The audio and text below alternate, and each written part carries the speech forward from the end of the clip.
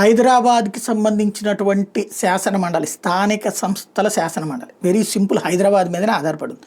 ఇక్కడ ఎంఐఎంకి బీఆర్ఎస్ తోడు నిలబడటం, కాంగ్రెస్ తోడు నిలబడటం వల్ల మాత్రమే అక్కడ సాధ్యం కాబోతుంది. ఎందుకంటే ఎంఐఎంకి కార్పొరేటర్లు 40 మంది ఉన్నారు, ఎక్స్ అఫీషియో సభ్యులు 7 ఉన్నారు, మొత్తం కలిపి 49.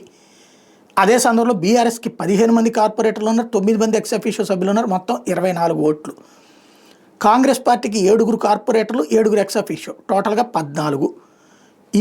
ఇప్పుడు వాస్తవంగా బీఆర్ఎస్ సైలెంట్గా ఉంటే ఎంఐఎం 49, అదే సందర్భంలో కాంగ్రెస్ పార్టీ 14 కలిపినప్పుడు వాళ్ళకే సెట్ అవుతుంది అక్కడ. అంటే టోటల్గా ఇక్కడ ఎంఐఎంకి 49, బీజేపీకి 25, బీఆర్ఎస్కి 24, కాంగ్రెస్కి 14.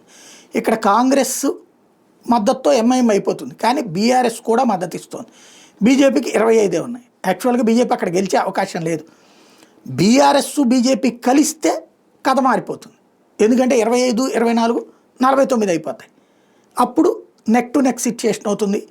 అప్పుడు కాంగ్రెస్ పార్టీ ఎవరికి మద్దతు ఇస్తుంది అన్నటువంటి గేమ్ నడుస్తుంది. కాంగ్రెస్ పార్టీ ఆటోమేటిక్గా ఎంఐఎంకి సపోర్ట్ చేస్తుంది.